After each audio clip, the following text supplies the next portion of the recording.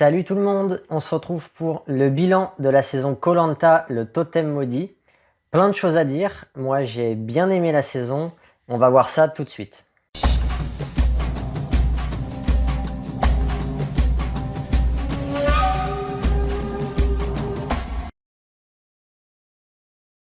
Alors on va commencer par parler du thème de la saison, après on parlera stratégie et personnalité.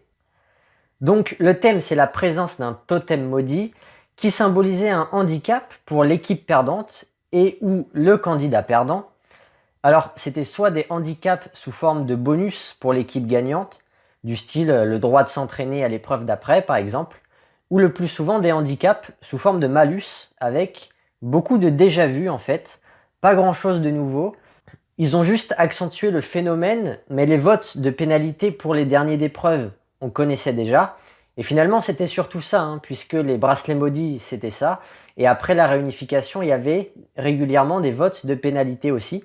Ou sinon, c'était un conseil surprise, un changement d'équipe, un changement de camp. Voilà, en fait, ils ont juste réglementé toutes ces règles qu'on avait déjà vues en les expliquant par un totem maudit. Alors je dirais qu'il y a eu 3 malédictions intéressantes et nouvelles. C'est celle des ambassadeurs, celle de l'épreuve d'apnée, à bout de souffle, et celle du 4e poteau. Donc celle des ambassadeurs, ça a permis de déséquilibrer le potentiel tirage au sort, en désavantageant Colin, en l'occurrence. En gros, c'était un 67-33 en faveur de Louana, au lieu du traditionnel 50-50. Alors moi j'ai trouvé ça stylé. Stylé aussi parce que c'est plus compliqué à aborder intellectuellement parlant. Alors, à la place de Colin, c'est facile à jouer. Il faut faire croire qu'on va au tirage au sort, mais ne surtout pas y aller. Par contre, si on se met à la place de Louana, c'est vraiment borderline. 33% de chance d'être éliminé, c'est à la limite entre un play positif et un play négatif. Alors si le taux était plus bas, genre 25% de chance d'être éliminé, c'est un bon ratio pour prendre le risque d'y aller, parce que le gain derrière, c'est aussi une stabilité dans sa propre équipe. De montrer qu'on va au tirage au sort, ça montre qu'on est responsable, fiable, qu'on prend des risques pour son groupe. Il n'y a pas de perte au niveau social, alors qu'il peut y en avoir une si on élimine quelqu'un de son équipe. Après, 33%, ça veut quand même dire qu'on a une chance sur 3 d'être éliminé. Donc concrètement, si Louana s'était retrouvée contre un kamikaze, moi je pense qu'au vu de sa situation, c'était pas judicieux d'aller au tirage au sort. Mieux vaut éliminer un Maxime par exemple et voir ce qui se passe après. Bon, ensuite, on a eu la malédiction de l'épreuve de confort à bout de souffle, remportée par Bastien, qui avait remporté aussi une amulette d'immunité. Un peu n'importe quoi ça, mais bref, passons. Bastien et Ambre ont dû choisir des candidats pour affronter Olga sur une épreuve éliminatoire. Ça aussi, j'ai bien aimé. Quand il y a des choix à faire, ça fait intervenir la stratégie, donc c'était pas mal. Et enfin, ils ont fait intervenir le totem maudit dans les épreuves de la finale. Un seul éliminé à l'orientation. Alors, finalement, comme le dit Bastien, c'était plus un bonus qu'une malédiction, puisque le 4e, au lieu d'être éliminé, il va sur les poteaux. Alors j'ai bien aimé aussi cette idée de poteau maudit. Plus il y a de monde sur les poteaux, plus ça arrange les stratèges qui avancent avec des goths. Donc c'est pas mal aussi. Et puis voilà, une finale à 3, pour une fois, qui dans le fond ne change pas grand chose. Je dirais que ça oblige à se recentrer encore plus sur les bases du jeu, essayer le plus possible de bien s'entendre tout simplement avec le jury final et ne pas toujours tout miser sur une goth. Alors par contre, j'ai adoré le fait que le gagnant des poteaux ne choisisse qu'une seule personne et que celle-ci choisisse la 3e. Alors ça, c'est super comme règle, parce que ça obligeait une gymnastique de l'esprit et se dire « Ah, mais si je prends lui, il prend lui, etc. » Donc voilà, c'est mieux que de donner les pleins pouvoirs aux gagnants des poteaux. En revanche, il y a un truc que j'ai pas aimé, c'est que la malédiction du totem maudit n'a pas été jusqu'au bout, puisqu'il me semble bien que sur les poteaux, il y a 3 clavettes, et Bastien n'a pas enlevé la 3e clavette, au moment où les autres enlevaient la 2e. Alors globalement, le totem maudit, on peut dire que ça a grandi le pouvoir de la catégorie épreuve, on a des votes contre nous parce qu'on est dernier d'une épreuve. Et sur les 3 trouvailles citées au-dessus, ça a aussi apporté un plus au niveau stratégico-social. Alors ce qui est marrant à noter pour finir sur le totem maudit, c'est qu'en dehors de Lily, la toute première éliminée, les votes de pénalité que ça a généré à chaque fois n'ont pas eu d'incidence sur les éliminations. Yannick en est l'exemple le plus marquant. Alors peut-être que c'est parce que ceux qui ont eu des votes de pénalité étaient bons socialement, comme Pauline, Yannick ou Jean-Charles après la réunification. Et globalement cette année, j'ai trouvé que le niveau social était très élevé, plus que d'habitude, un peu comme dans la saison Les 4 Terres en fait. Ou sinon, autre explication, eh bien bizarrement, le bracelet maudit offrait une petite protection à son possesseur. Il pouvait le transmettre à qui le voulait en cas d'élimination. Donc on pouvait s'en servir comme d'un moyen de pression en disant ouais, vote pas contre moi, hein, sinon je te passe le bracelet. Alors je crois d'ailleurs que Pauline a utilisé cet argument à un moment donné, je sais plus quand. Les enseignements stratégiques maintenant. Alors je vais commencer par dire que les profils des candidats sont, je pense, plus dépendants du contexte que du niveau intrinsèque du candidat dans les 4S. Alors sur cette saison, une candidate comme Olga s'est retrouvée petit à petit avec un gros profil de gagnant. En plus, moi je me disais, elle est quand même danseuse acrobate, donc sur les poteaux, ça aurait été un enfer de jouer contre elle. Elle aurait été trop dure à battre. Et donc en fait, Olga, elle se retrouve avec l'effet rescapé. Alors de fait, cela veut dire que ses alliés se sont fait éliminer et sont dans le jury final. Et comme souvent dans Koh Lanta, c'est naturel, il y a des pagonjing, l'équipe en majorité élimine l'équipe en minorité. Et les rescapés de l'équipe en minorité jouissent d'un excellent jury management juste grâce au simple fait d'être encore en vie dans le jeu, finalement. Alors si en plus le rescapé comme Olga ou Bastien gagne des épreuves, là c'est le jackpot et le profil devient très positif. On avait déjà vu ce phénomène pour Hugo par exemple l'année dernière. Alors que quand on est dans l'équipe en majorité, le jury management est toujours un peu plus délicat à assurer. Déjà, parce qu'on n'a pas eu le temps de faire connaissance avec certains membres du jury final. Et 2, on va devoir s'éliminer entre personnes de l'alliance majoritaire. Donc ça facilite les anicroches, les esprits de vengeance. Alors du coup, je dirais qu'à partir de la réunification, il y a un déséquilibre. La première partie du jeu, ça crée un avantage social pour l'alliance minoritaire et un avantage stratégique pour l'alliance majoritaire.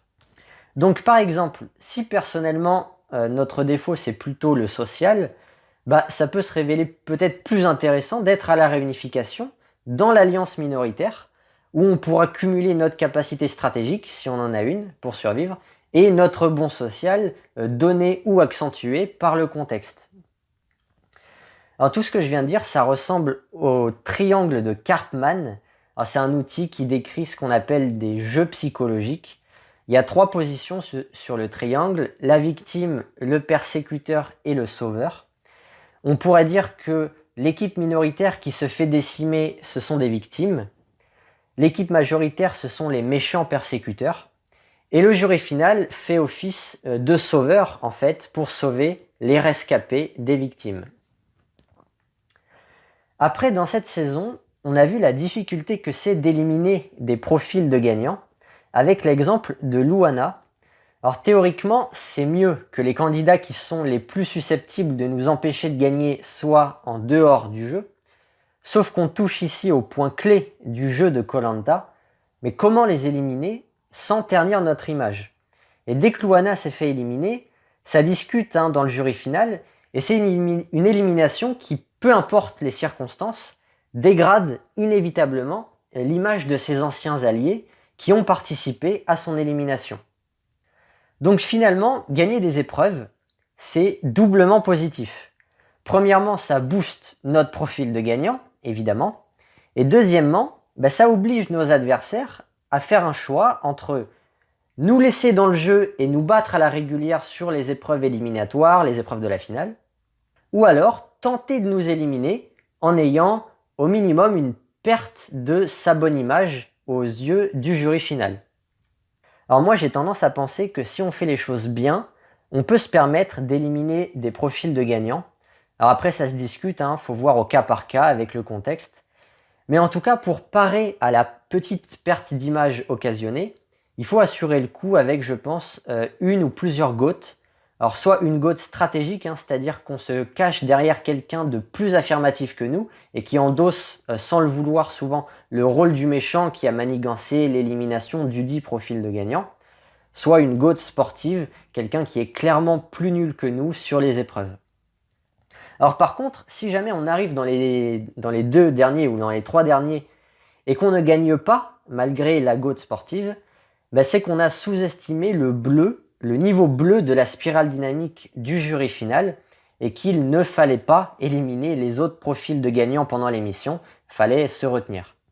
Donc le plus important, ça restera toujours la capacité à répondre correctement à la question « Est-ce qu'on va m'en vouloir de jouer de telle ou telle manière ?» Alors du coup, ça me permet rapidement de souligner qu'il existe une différence entre alliés et jury management. On pourrait croire que plus on a d'alliés, mieux c'est, puisqu'ils finiront dans le jury final et voteront pour nous. Or, multiplier les alliés, c'est multiplier les sensations de trahison. Et donc, paradoxalement, diminuer la qualité de son jury management. On l'a vu cette saison avec les destins liés, où les gagnants de l'opération étaient Fouzi et Géraldine. Ils ne disposaient que d'une alliance rouge, et non pas verte plus rouge comme François-Ambre, et non pas verte plus rouge plus jaune comme Nicolas. C'est le paradoxe de Koh-Lanta. Tout ce qui rend l'aventure plus précaire, la non-stratégie, le manque d'alliés, les grosses performances sportives qui va créer une cible sur soi, tout ça c'est bon pour le jury final, mais c'est pas bon pour atteindre la finale. Toujours par rapport au profil des candidats, comme ces derniers sont évolutifs, on pourrait jouer et décider d'éliminer telle ou telle personne, non pas en fonction de son profil actuel, mais de son profil présumé de fin d'aventure. Puisque dans le fond, c'est celui-là qui compte. Dans cette saison, je trouve qu'une Ambre, elle partait avec un profil de gagnant. Genre si on demandait vers l'épisode, 3 ou 4, à ton avis, qui va gagner ? Ambre, elle avait des atouts, en général une fille plutôt sportive et à l'aise socialement. C'est des profils dangereux pour la victoire finale. Mais sur la ligne d'arrivée, c'était plus tout à fait ça, quoi. Ambre, elle a fini avec un profil totalement pas dangereuse. Alors, de fonctionner comme ça, là, en spéculant sur les profils de fin d'aventure, ça nécessite de grosses qualités de clairvoyance, et c'est toujours risqué, parce qu'on spécule sur l'avenir, donc on peut se tromper. Si jamais un candidat décide de jouer comme ça, il peut passer pour un abruti sur le coup, mais un génie à la fin de la saison, ou inversement, bien sûr. Alors sinon, je voulais parler des promesses. Il y en a toutes les saisons dans Koh-Lanta. Je trouve que il n'y a pas vraiment d'intérêt à faire des promesses. Ça engage, ça emprisonne d'une certaine manière. Et surtout, comme Koh-Lanta est un contexte dans lequel c'est difficile de tenir ses promesses, ça peut nous retomber sur le coin de la figure. Cette saison, on voit Louana faire des promesses à Colin, aux ambassadeurs. Vers la fin aussi, je me souviens de Jean-Charles et Géraldine qui font des promesses à Olga. Bon, pour moi, si on peut éviter au maximum de faire des promesses, mieux vaut éviter. On peut faire sentir à l'autre qu'il a notre confiance sans faire de promesses, juste avec une manière de parler, avec une manière d'être. Allez, enfin, je voulais mentionner les coffres surprises, les coffres à choix, je ne sais pas comment appeler ça là. Cette saison, il y a Jean-Charles et Olga qui, après s'être sauvés contre Fouzi, sont partis ouvrir un mystérieux coffre avec de la nourriture et des courriers. On a ça dans Koh-Lanta depuis belle lurette. Mais depuis la saison dernière, ils ont rajouté dans le coffre des avantages stratégiques, offensifs et défensifs. Alors déjà, ce qu'on peut dire, c'est que ça crée d'office une alliance, une mini-alliance au moins, entre les candidats qui ouvrent le coffre, puisqu'ils lisent leurs avantages stratégiques devant l'autre. Et ensuite, ça me semble être une bonne idée de prendre l'avantage défensif, c'est un collier instantané, quoi. Donc autant le prendre et le jouer, ça fera passer un conseil serein. Et l'avantage offensif, c'est un vote supplémentaire Alors totalement caché, hein, personne ne le sait jusqu'au dépouillement. Alors c'est moins bien que le collier, mais utile quand même. Alors de toute façon, en fait, mon idée, c'est que comme les autres aventuriers ne connaissent rien des circonstances du choix du coffre, bah, on peut raconter tout ce qui nous arrange. Donc pour le coup, c'est assez facile de se défendre, d'avoir pris un bonus stratégique. Donc finalement, bah, autant le prendre, hein. Voilà, et maintenant, on va parler des personnalités des candidats. On commence par une vue d'ensemble des types de personnalités du casting. Alors, pas de Lily dans le tableau, elle s'est fait éliminer trop tôt. Ensuite, précision pour Luana. J'ai pas trouvé son énéatype et ça m'énerve de rester sur un échec. Donc, en bon neuf, j'ai trouvé une solution facile, sans effort. En accord avec moi-même, j'ai créé l'énéatype 10, avec pour centre préféré le centre aléatoire. La passion, c'est les épreuves statiques. La fixation, c'est la couleur verte. Et sa compulsion, c'est l'évitement de rester avec Maxime. Alors, sinon, il peut y avoir des erreurs, hein, de variantes dans le tableau. Par exemple, un Jean-Charles, j'ai mis alpha, la variante alpha. Bon, ça peut très bien être un mu. Parfois, c'est difficile à trouver les variantes, hein. Il y a des cas où le centre réprimé peut être presque aussi fort que le centre de support, comme là, vous avez des exemples à l'image, hein, pour un instinctif préféré avec un émotionnel réprimé. Donc voilà, il peut y avoir des erreurs. Alors, ce qu'on peut dire en voyant ce tableau récapitulatif, en dehors du fait que c'est la première fois de l'histoire de koh qu'on avait une énéatype 10 dans l'émission, c'est que globalement, c'est bien réparti. Alors c'est normal, hein, pour un casting avec autant de candidats, même si quand même il y a un peu plus d'énéatypes 1 et 6. Alors moi surtout, ce qui me saute aux yeux, et c'est rare dans koh c'est l'absence de type 8. Et c'est vrai que du coup, bah, il n'y a pas eu de gros clash cette saison, d'embrouilles marquantes. Tant mieux, tant pis, je sais pas. J'ai pas d'avis sur la question. En tout cas, ça m'a pas gêné d'avoir une saison sans 8. J'ai bien aimé la saison. Alors je vais rapidement parler de certains candidats. Alors pas tous, hein. Je vais commencer par les 9 et on va faire par ordre décroissant. Jean-Charles, ou Jeanche pour les intimes, alias Balou. Il en faut peu pour être heureux. Ça pourrait être la devise du 9. L'ego du 9 adore se contenter de peu. Il a la satisfaction facile. Jean-Charles, il sourit tout le temps. Il est content. Il arrive à être heureux avec pas grand-chose. Son social a été excellent. On a vu l'évitement des conflits dans sa petite querelle avec Ambre. Il a été très posé, calme, très soft en fait dans sa critique. J'ai l'impression qu'il a un niveau d'intégration qui est pas mal. En tout cas, il n'a pas spécialement subi les problématiques d'effacement ou de résignation que peuvent connaître les 9 qui ont des égos trop forts. Et puis sur le dernier épisode, Jean-Charles, pendant 3 secondes et demie, j'ai presque cru qu'il allait gagner les poteaux, qu'il allait battre Géraldine. Et Denis qui lui dit bravo Jean-Charles, vous avez fait l'unanimité, et ça c'est rare dans koh. Vous êtes un vrai néatype 9, vous êtes heureux, quoi qu'il arrive, vous venez de perdre les poteaux, vous en avez rien à foutre, vous continuez à sourire. Bravo Jean-Charles, bravo.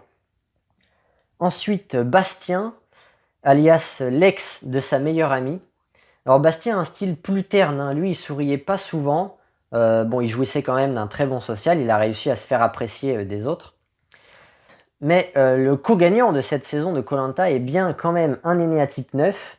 Alors les connaisseurs de foot connaissent la célèbre phrase « Le football est un sport à 11 contre 11 et à la fin c'est l'Allemagne qui gagne ». Eh bien on pourrait paraphraser la phrase, hein. Koh est un jeu d'aventure où à la fin ce sont les énéatypes 9 qui gagnent. Alors blague à part, Bastien a résumé son énéatype dans la discussion d'avant poteau avec Denis. C'était très bien dit, donc je me suis dit pourquoi me faire chier à reformuler pour expliquer l'énéatype 9 alors que j'ai juste à reprendre ces mots.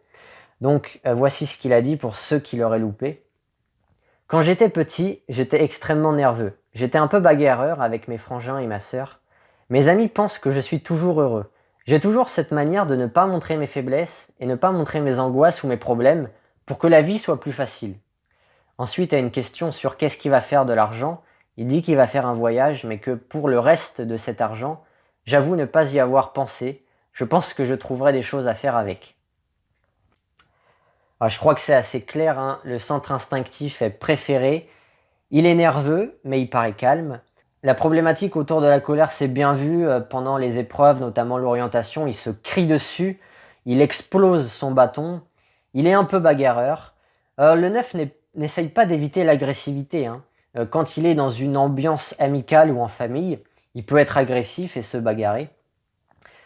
En le regardant, Bastien, on a l'impression que tout va toujours bien, grâce à son côté calme et à la répression de ses émotions. Les 9 alphas paraissent imperturbables, hein, toujours détendus.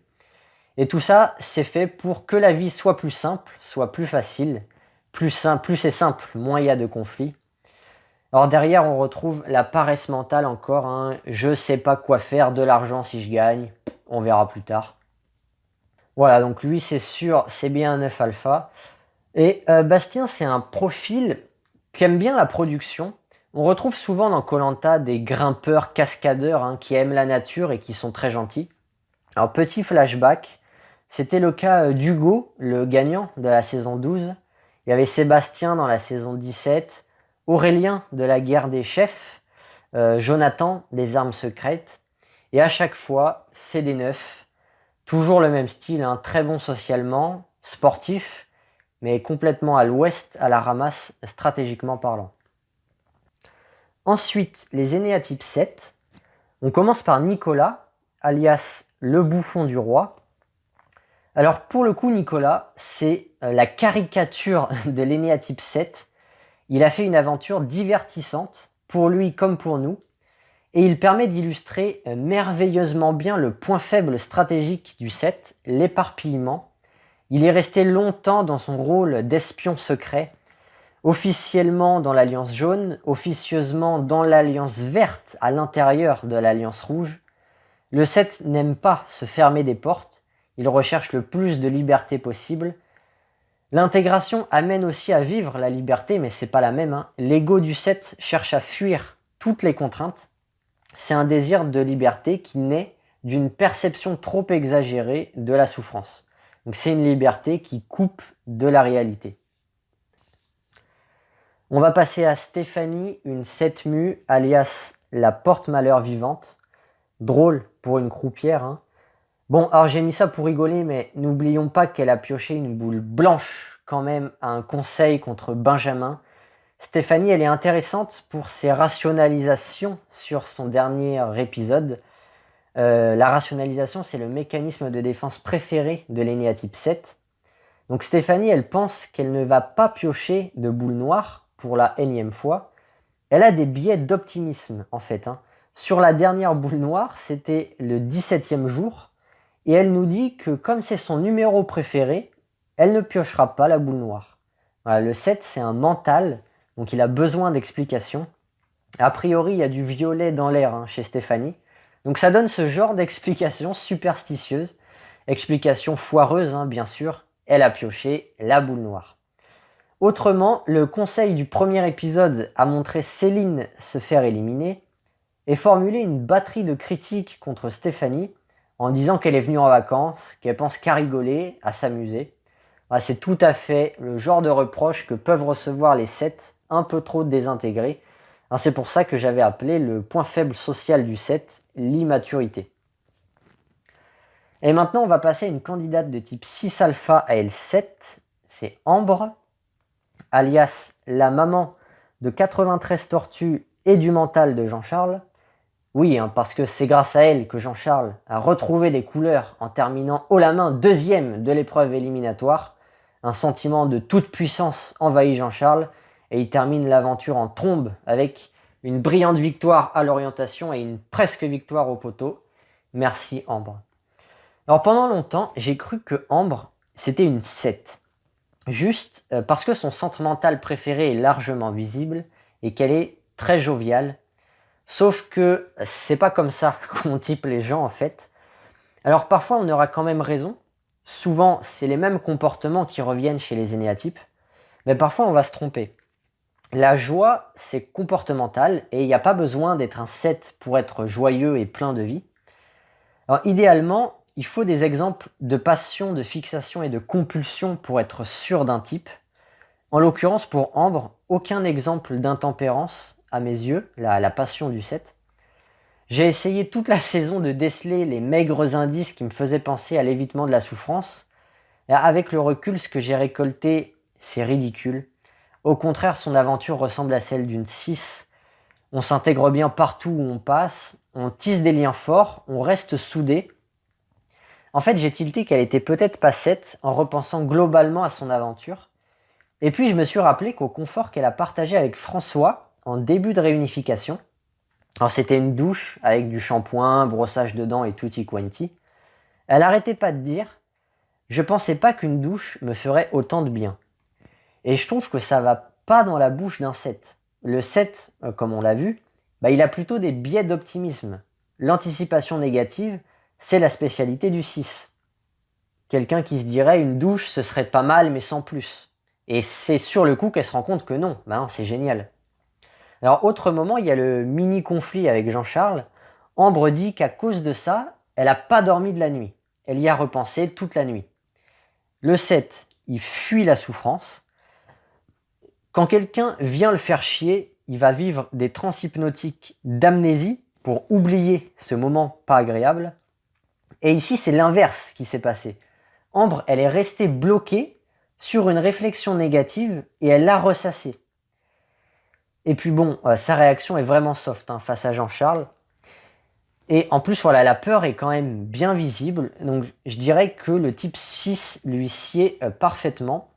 Bon, en tout cas, ce qui est sûr, c'est que la hiérarchie des centres, elle est claire. Mental en 1, émotionnel en 2 et instinctif en 3.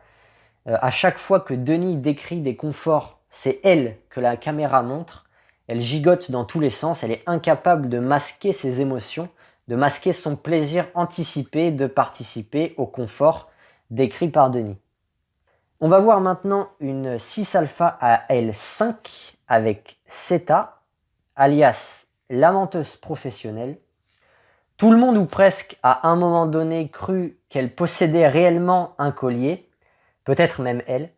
Alors ça a marché du tonnerre, Elle joue super bien la fille mystérieuse qui laisse planer le doute, entre autres grâce à son L5 qui lui apporte de l'avarice et du détachement.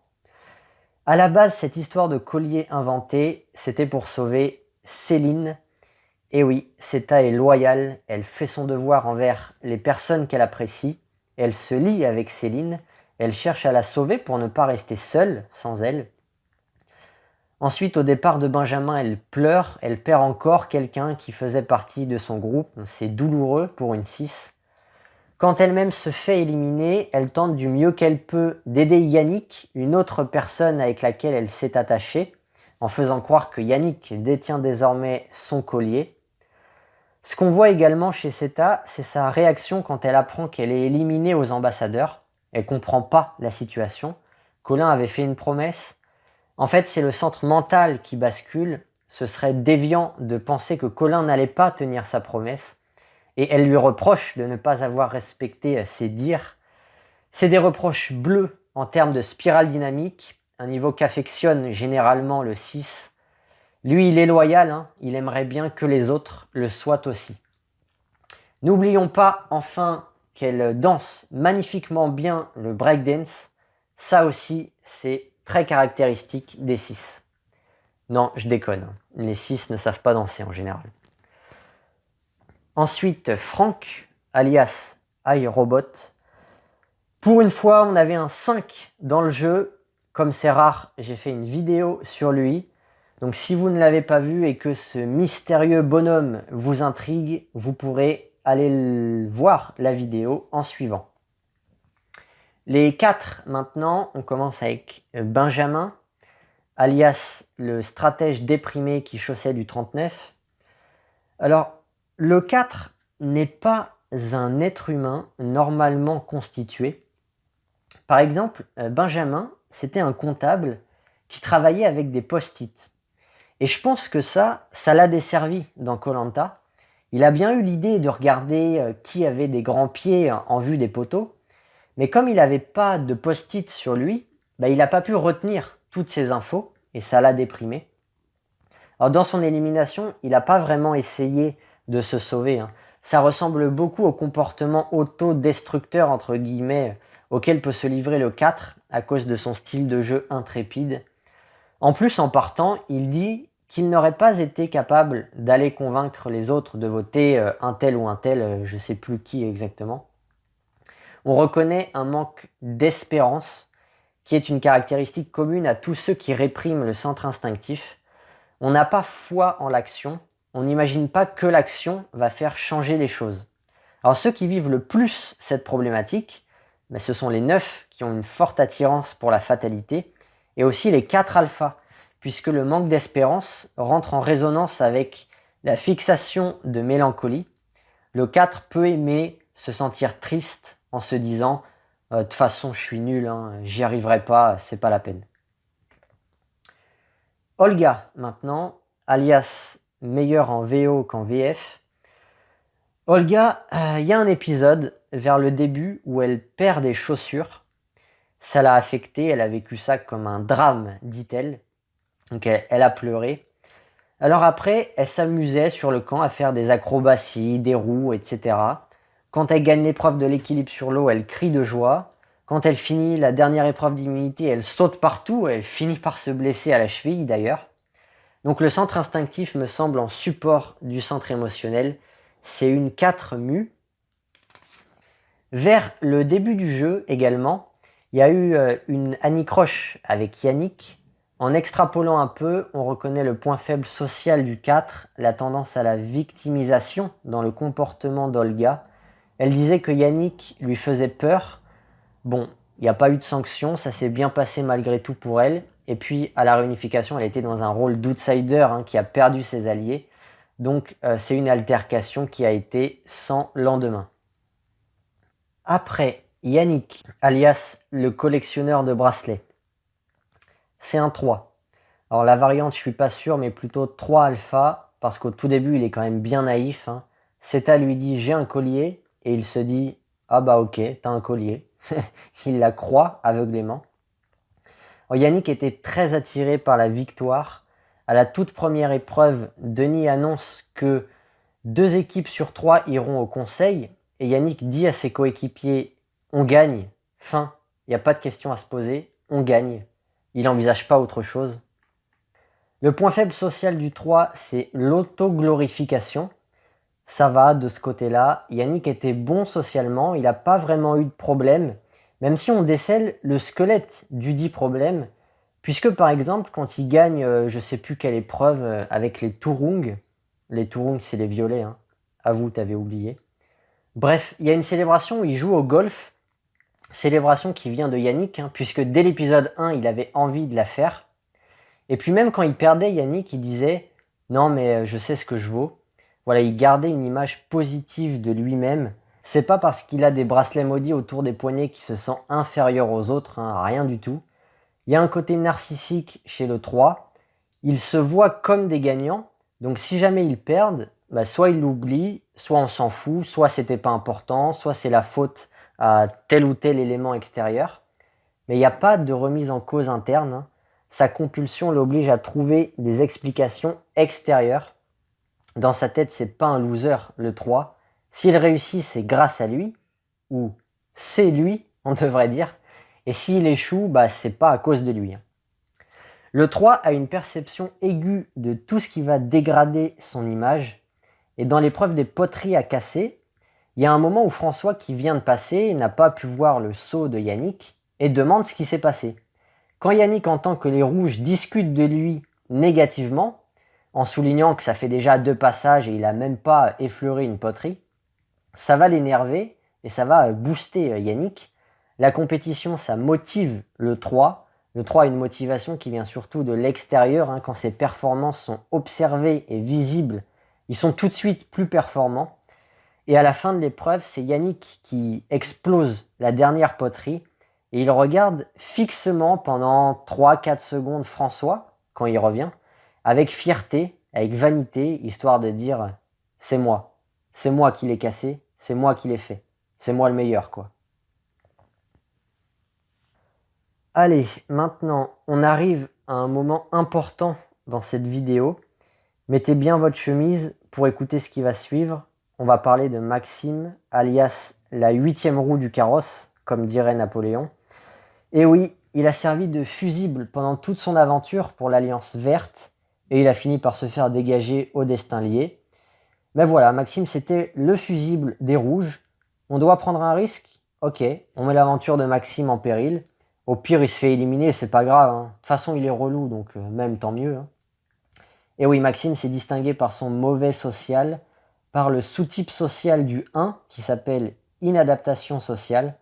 Par exemple, quand il fait attendre tout le monde pour manger le confort gagné parce que monsieur veut aller enfiler sa chemise, il essaye de faire correspondre son idéal à la réalité. Et c'est l'accumulation de ce genre de comportement qui est agaçant à la longue. Sinon, il dégrade son social publiquement tout seul en culpabilisant après des mauvaises performances. Plus le 1 est désintégré, plus il va se sentir responsable de tout ce qui se passe, même autour de lui, hein. Quand il est que faiblement concerné, il va se dire « Ah mais c'est ma faute, j'aurais dû l'avertir de ça, lui dire ça, etc. » Le 1 peut passer sa vie dans le regret, hein, à se reprocher diverses choses. François, alias le Robin des Bois, le co-gagnant de cette saison, c'est un 1 mu. L'émotionnel est réprimé, on a peu vu d'émotion chez François. Le mental est utilisé au service du centre instinctif. J'ai relevé une citation intéressante qui décrit bien François. À l'épisode 10, c'est l'épisode où Yannick se fait éliminer. Il faut réfléchir méthodiquement et stratégiquement. Il faut essayer de ne pas se laisser emporter par les sentiments, parce que si on va sur l'émotionnel, à un moment donné, la stratégie tombe à l'eau.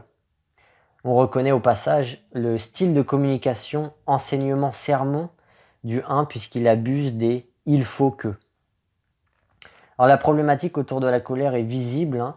Pour le 1, c'est la direction intérieure, donc la colère est majoritairement dirigée contre soi. Par exemple, on va reparler de l'épreuve des poteries. François a une balle de match, il la loupe, et il retient ça en priorité, ce qu'il a raté, alors qu'il a fait une magnifique épreuve, hein, en cassant 3 poteries de mémoire. Mais le 1 voit davantage ses erreurs que ses réussites. L'inverse du 3 en fait. On termine avec Fouzi, alias le Mbappé du harpon. Petite hésitation, 1 mu, 6 mu. Mais j'ai pas d'exemple de séquence où Fouzi exprime de la peur. Donc sans peur, impossible d'envisager plus fortement l'hypothèse 6. Ou alors il la cache bien, ou alors c'est un 1. Moi je pense plutôt que c'est un 1. Il fait les choses sérieusement. Il y a certains moments où il exprime la colère qu'il a de lui-même. Je me souviens d'une épreuve où il dit je suis pas rentré dans mon match, un truc comme ça. À l'épreuve des guides, il n'arrivait pas à crier. Comme souvent pour les 1 mu, ils ont une petite voix contenue, comme c'était le cas de Sam aussi, ou Aurélien des Armes Secrètes, ou encore Yacine, ou même Mohamed, hein, pour ceux qui s'en souviennent, Mohamed de la saison 5. Voilà, je mets pas ma main à couper non plus, hein, mais je pense que c'est un 1, Fouzi. Il faut savoir que c'est hyper difficile, hein, ce qu'on essaye de faire là en vrai, de trouver les énéatypes à travers la télé. Ça n'a rien à voir avec le typage dans la vraie vie, hein, c'est infiniment plus difficile. D'ailleurs, pour l'anecdote, il y a quelques mois, j'ai lu l'autobiographie de Franck Leboeuf. C'était un footballeur qui avait participé au choc des héros. Et dans la saison, alors lui il avait fait que 2 épisodes, hein, on dirait un 7. Donc moi j'en étais resté là-dessus, je me disais bon bah c'est sûrement un 7. Et j'ai été surpris par son autobiographie quand je me suis rendu compte que c'était un 6. Alors moi je me dis ça se trouve, il y a d'autres candidats qui expriment plus volontiers le type de leur L que leur type de base à l'intérieur du jeu. Ils prennent un masque, on appelle ça. Et comme on n'a pas accès à beaucoup d'informations, surtout s'ils se font éliminer vers le début, bah là c'est difficile de ne pas tomber dans le panneau. Bref, parenthèse refermée. Maintenant on termine ce bilan par l'élection du MVP. Bon alors franchement c'est hyper serré le MVP. Je comprends les gens qui veulent mettre Bastien. Je comprendrais même ceux qui diraient Jean-Charles, tellement il termine en trombe et il était excellent socialement. Je pense d'ailleurs que s'il était en finale à la place de Bastien, il aurait gagné, ou enfin au moins co-gagné. Alors moi, si je dois en dire un, c'est François. Les réactions du jury final sont un peu déplacées, je trouve, contre François. Alors oui, il a été un peu stratège, mais quoi de plus normal à koh. Cela dit, voilà, il m'a fait quand même un peu de peine, hein, parce que, il était sincère, quand il leur disait qu'il était intègre. L'ambiguïté est facile à comprendre avec l'énéagramme. Oui, François, il avait du orange, hein, il a essayé de faire des stratégies, mais il a aussi géré son aventure par rapport à ses idéaux, qui n'étaient pas toujours des idéaux orange qui tournent autour de la victoire. Le désir de base du 1, c'est d'être intègre, d'être irréprochable vis-à-vis de ses critères personnels. Par exemple, il prend Bastien à la fin. Et même si ça change rien, je pense, puisque Jean-Charles avait à la toute fin un profil aussi dangereux que Bastien. Dans l'idée, c'est un mauvais choix, je pense. Mais bon, il a quand même gagné, donc son social était correct, on va dire. Et ma foi, ça a suffi. En fait, pour moi, François, c'est celui qui a le plus tenté d'augmenter ses chances de gagner la saison. Contrairement à un Bastien qui a fait une très belle aventure par naïveté. François, il a plein d'atouts. Ça a été l'un des leaders des équipes vertes puis rouges.